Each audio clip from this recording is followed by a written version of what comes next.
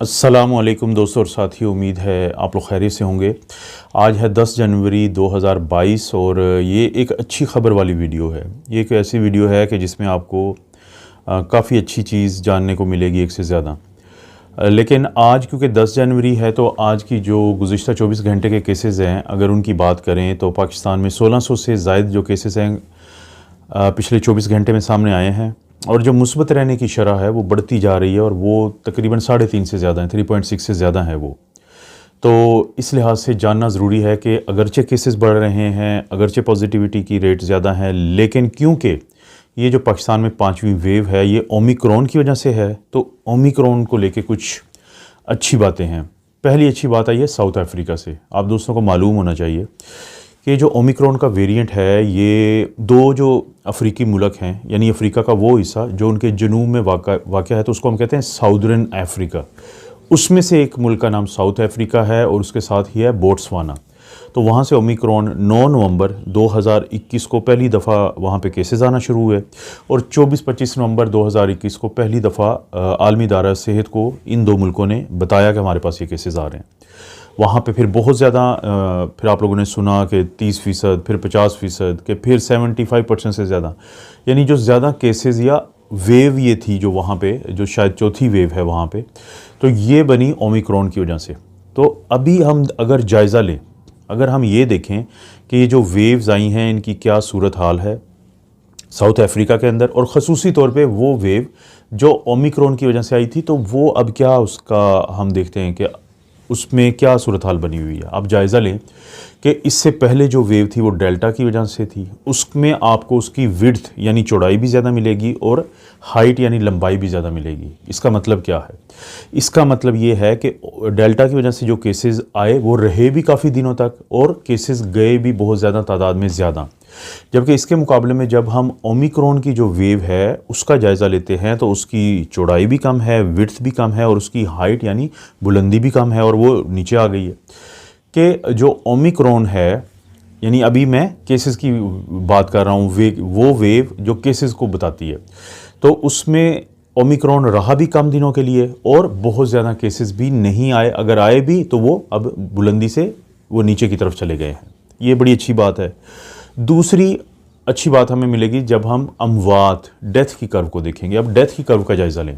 इससे पहले जो डेल्टा की वेव थी उसमें काफ़ी दिनों तक लोग मरते रहे, काफ़ी ज़्यादा लोगों की तादाद थी जो मौत के मुंह में गई, लेकिन इसके मुकाबले में अगर आप ओमिक्रॉन का जायज़ा लें तो हालात काफ़ी बेहतर हैं। क्योंकि होता ये है दोस्तों कि जब भी कहीं पर कोई केसेस आते हैं कोरोना के, अभी क्योंकि ये वीडियोज़ कोरोना के बारे में फ़िलहाल हैं तो ज़ाहिर है अभी मैं कोरोना की बीमारी की बात कर रहा हूँ।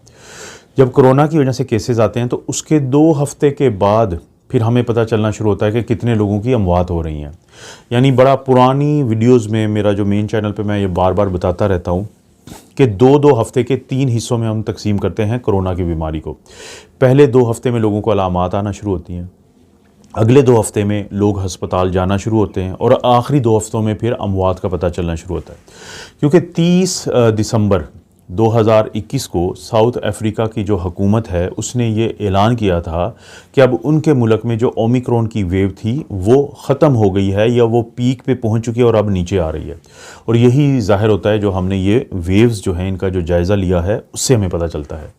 एक तो ये अच्छी खबर है। दूसरी अच्छी खबर कहाँ से आई है? दूसरी अच्छी खबर आई है तहकीक के नतीजे में, रिसर्च के नतीजे में। क्योंकि देखा ये जा रहा था कि ओमिक्रॉन की जो अलामात हैं वो पहले वाले जो वेरिएंट्स थे उनकी अलामात से काफ़ी हद तक मुख्तलिफ हैं, कि जिसमें लोगों को फेफड़ों की जो अटैक है कि ये ओमिक्रॉन फेफड़ों पे अटैक कम करता है, लेकिन गले को, जिसको हम अपर रेस्पिरेटरी ट्रैक्ट कहते हैं, क्योंकि जो हमारा सांस लेने का सिस्टम है जिसको हम रेस्पिरेटरी सिस्टम कहते हैं, इसको हम 2 हिस्सों में तकसीम कर सकते हैं। एक जिसमें फेफड़े और सांस की बड़ी नालियाँ शामिल हैं, इसको हम कहते हैं लोअर रेस्पिरेटरी ट्रैक्ट, यानी सांस लेने के निज़ाम का नीचे वाला हिस्सा, और एक है जिसमें गला, नाक, मुंह शामिल है, इसको हम कहते हैं अपर रेस्पिरेटरी ट्रैक्ट।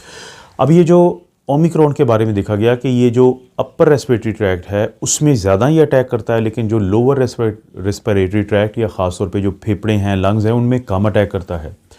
और यही वो वजह थी कि बच्चों के केसेस सामने ज़्यादा आए। यही वो वजह थी कि बहुत ज़्यादा लोगों में बीमारी की शिद्दत नहीं हुई, अगरचे ये अलामात ज़रूर आई कि जिसमें किसी के गले में दर्द है, गले में ख़ारिश है और नाक बह रहा है, जिस्म में दर्द है, बुखार है और पट्ठों में दर्द है, तो इस तरह की अलामात ज़रूर सामने आई।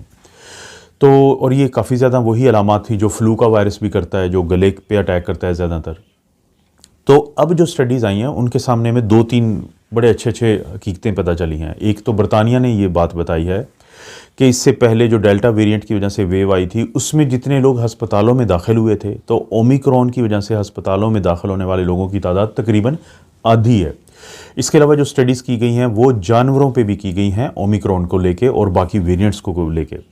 उन्होंने देखा कि जब उन्होंने चूहों को, और एक हैमस्टर्स होते हैं, वो भी चूहों की तरह की एक नस्ल है जिस पे जो साइंसदान हैं वो या रिसर्चर्स हैं वो तजर्बे करते हैं उन बीमारियों या दवाइयों से मुतालिक जो इंसानों में इस्तेमाल की जाती हैं। तो वहाँ पे ये देखा गया कि जो ओमिक्रॉन था वो फेफड़ों पे कम अटैक करता था, लेकिन जो बाकी सारे वेरिएंट्स थे वो फेफड़ों पे ज़्यादा अटैक करते थे। और जो ओमिक्रॉन है वो गले या अपर रेस्पिरेटरी ट्रैक्ट या मुंह और नाक पे ज़्यादा अटैक करता है, जबकि बाकी जो वेरिएंट्स थे वो मुंह और गले और अटैक इस पे अटैक कम करते थे। तो एक ये उनके सामने ये चीज़ आई। दूसरा उन्होंने देखा कि वो रैट्स, वो जो चूहे थे जिनको ओमिक्रॉन से इन्फेक्शन करवाई गई, तो उनका वज़न कम नहीं हुआ, लेकिन वो रैट्स या चूहे जिनको ओमिक्रॉन के अलावा जो बाकी वेरिएंट्स हैं उनसे इन्फेक्शन करवाई गई तो उनका वज़न कम हुआ। यानी बीमारी की शिद्दत इतनी ज़्यादा थी कि जिसकी वजह से उनका वज़न कम हुआ, लेकिन ओमिक्रॉन में ऐसी कोई चीज़ सामने नहीं आई। तो अभी तक जो मजवज़ा पीछे इसकी बुनियाद नज़र आ रही है साइंसदानों को, वो ये है कि हमारे जो फेफड़े हैं उनके अंदर बहुत ज़्यादा एक सेल होता है, एक रिसेप्टर्स होते हैं जिसको हम कहते हैं TMPRSS2। अब ये जो TMPRSS2 है, जब दुनिया में कोरोना वायरस आया था तो उसमें जो म्यूटेशंस हुई थी इब्तदाई, यानी जब ये चमगादड़ों से इंसानों में ये जंप किया है, तो कहते थे कि उसके अंदर ऐसी तब्दीली आ गई थी कि वो इसको इस्तेमाल करता था रिसेप्टर को, और इंसानों के जो फेफड़ों के सेल्स हैं उसके अंदर चला जाता था।